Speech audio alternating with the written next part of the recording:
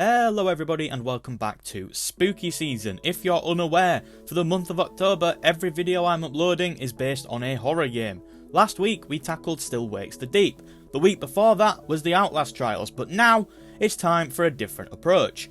We're going to be looking at the best game in the Dark Pictures series, House of Ashes. I don't even think it's particularly close, in my humble opinion, which game is the best in this series, and now I'm going to explain why, so strap in and get ready. House of Ashes contains the most emotionally engaging and character-driven narrative in the Dark Pictures Anthology, standing out from earlier installments like Man of Medan and Little Hope. And it definitely stands out from the shit show of a story in The Devil in Me. The game combines character depth with strong interpersonal conflicts, making the story resonate beyond its survival horror elements. While other games in the series have solid premises, note that I think The Devil in Me has the best premise, but worst execution in the series, House of Ashes excels by weaving together rich relationships and nuanced character arcs, which elevate the stakes and your emotional investment. The love triangle between Eric, Rachel and Nick is one of the central emotional conflicts in this game, and it's handled with somewhat of a level of maturity and complexity not seen in the other entries. As you play, you witness the strained marriage between Rachel and Eric, who have a history of distance following Eric's long military assignment. Rachel's affair with Nick, a fellow soldier, complicates the situation further, particularly since Nick wants her to leave Eric and be with him instead. You're put in control of Rachel's choices, making you grapple with her divided feelings between Eric's old love and Nick's new affection. Eric's rigid, often controlling personality contrasts sharply with Nick's more relaxed and emotionally supportive demeanour, forcing you to weigh their merits and how Rachel fits into both of their lives. This love triangle adds a human dimension to the survival horror stakes, grounding the supernatural elements in emotional reality. The game uses the supernatural to tell the most natural story of all. Two people competing for the same person's affection. Each decision feels personal, whether to rekindle Rachel's relationship with Eric or allow her to embrace her new love with Nick, and you often feel the burden of these choices rippling through the dynamics between all three characters. On the other side of the story is the dynamic between Jason and Celine. Initially enemies due to the wartime setting, their relationship is a refreshing departure from typical survival game partnerships. When the two are forced to rely on each other to escape the horrors beneath the earth, the story becomes a compelling exploration of trust, shared humanity, and breaking cultural divides. You can sense the tension when the two are first paired, with Jason's hardline patriotism and Salim's introspective approach creating an initial disconnect. However, as you progress, their bond slowly evolves into a friendship built on mutual respect. This transformation feels earned, especially as the game challenges your assumptions about loyalty and prejudice. It's also worth noting, by the way, that all of this is tied to your decisions. You can make them hate each other if you're cold inside. The relationship between these two transcends the simple buddy cop trope and delves deeper into the themes of war, loss, and arbitrary lines that divide people. By the end, their friendship feels like a small beacon of hope amid the game's chaos, illustrating that trust and compassion can overcome even the direst of circumstances. If you choose to go back for Salim as Jason near the end of the game, it's a real heroic moment and it feels like a satisfying culmination of their deepening relationship. The love triangle and the friendship between Jason and Salim make you care about the characters' fates in a way that's more personal than just hoping for survival.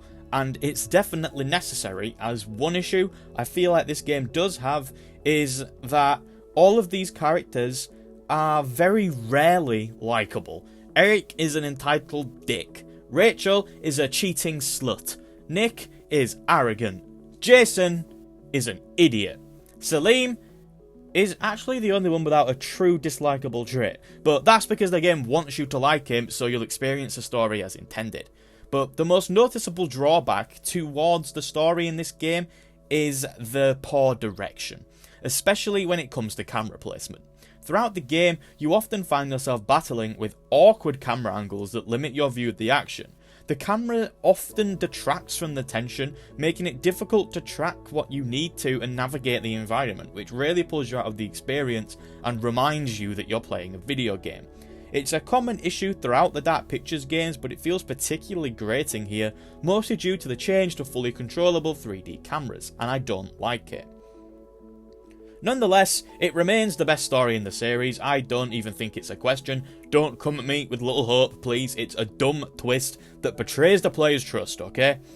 But this one is driven by characters you genuinely care about and emotional stakes that stay with you after the game ends. Hi everyone, this is me. Look how cool I am. Just wanted to take a 20-second break from the video to say that if you're enjoying the content, then to please check out some of the other videos on the channel if they look interesting to you. You'll be doing yourself a favour if you really think about it. I even have a playlist with some of my best videos, so they're easy viewing. Thanks guys, back to the video. Then we have the gameplay. Obviously all of these games have really simple gameplay, but I still feel House of Ashes has the better system, despite it being even more simplified than previous entries.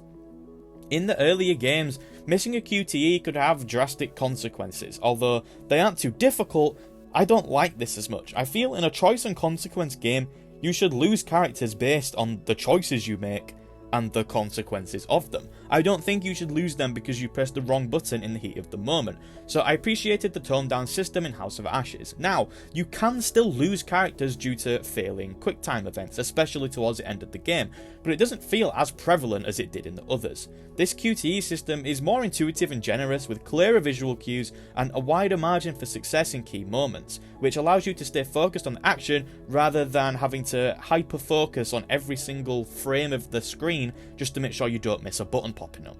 While QTEs are a staple of this kind of genre, House of Ashes keeps them tense but not overwhelming, making you feel more control about the outcome. What makes this effective is that the game places you in tense life or death situations without overcomplicating the controls. You're tasked with making quick decisions, such as choosing whether to shoot somebody or how you're going to escape a creature. The simplicity of this gameplay means you're more focused on the decision making process, which is how I feel it should be.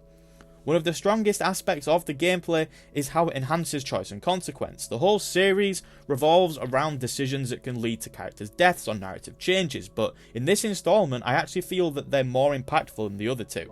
The simplicity of the gameplay mechanics amplifies the weight of these choices. Without being distracted by complex controls and such, you're fully engaged with the story and the consequences of your actions. The branching paths are clearer, with more obvious forks in the narrative that can lead to dramatically different outcomes, giving you the sense that your decisions matter more than they did in the previous games. Because the mechanics are straightforward, you're encouraged to pay more attention to the interpersonal relationships. The gameplay emphasises emotional and narrative tension over technical skill. However, as it's spooky season, we need to speak on the fear factor, and sadly, this game doesn't have much. It's clear that the game leans more into action elements than pure horror, making it feel less scary compared to earlier entries in the Dark Pictures series. This shift impacts both the atmosphere and the overall tension, placing it more in the realm of a suspenseful action thriller with horror elements rather than dread-filled slow burn horror. From the outset, House of Ashes emphasises military action far more than previous entries. You're put in control of a military squad, and the core conflict centres around soldiers trapped in an ancient underground temple. This action-heavy focus means that the game delivers more firefights and intense combat scenarios than psychological horror. It's difficult to remain too scared when you're playing as the literal army. These guys just rain bullets every 10 minutes. What helps is that since the enemies are vampires, bullets don't actually do much. So there is a tinge of helplessness there, but not much. The game's tone and setting plays a huge role in the reduction of horror elements. House of Ashes swaps the eerie, isolated settings of other games in the series for a war zone beneath the desert, complete with historical mythology and temple ruins. While the setting is still atmospheric, it leans more into epic, action-oriented themes rather than claustrophobic, oppressive horror. The story's focus on military survival and ancient monsters gives the game more of a Predator or Aliens vibe, mixing sci-fi horror with action. You're not simply exploring the unknown, haunted by ghosts, you're fighting physical, tangible monsters. The threat is more straightforward. The creatures you face are ancient monsters, and the game doesn't play as much with hallucinations, unreliable narrators, or distorted perceptions. The shift away from psychological horror to more concrete threats further removes that eerie atmosphere, making it more of a monster fighting experience than a fear of the unknown. The game's presentation choices also make it feel less scary. House of Ashes is brighter than its predecessors, with many sequences taking place in well-lit cavernous environments. Even the game that came after this, The Devil in Me, returned to darker lighting and narrow spaces, with the claustrophobic feeling of being trapped being a priority. Lighting plays a huge role in horror, and by removing much of the shadowy hard-to-see elements, House of Ashes reduces the tension that comes from just simply not knowing what might be lurking just out of view. In the end, House of Ashes is the least scary game in the Dark Pictures series because it leans more into action-adventure elements, prioritising combat over psychological horror and creeping dread. While it still delivers tension and moments of fear, especially with its creatures and setting, it lacks the oppressive atmosphere, psychological unease, and sense of helplessness that makes traditional horror games genuinely terrifying. But despite it not being too scary, it's still the best in the series. The story is leagues ahead of every other entry in this series, with characters that actually have stuff going on that you care about. The Devil in Me wastes half its runtime setting up boring character dynamics, which this game doesn't do. The gameplay being simplified was all in all a good decision in my opinion. It's the least scary game I think Supermassive have ever made, but it's still one of their strongest. Thank you for making it to the end of the video. I hope that you did enjoy it. Remember, it's still spooky season. We're not done yet. We got one more video coming up next week, so make sure you subscribe so you don't miss that. If you like this video, then click like on it because that just makes sense. But for now, that is all from me. Have a nice day and goodbye. Sworn enemies who cannot seem to bury the hatchet unless that hatchet is buried in a bag.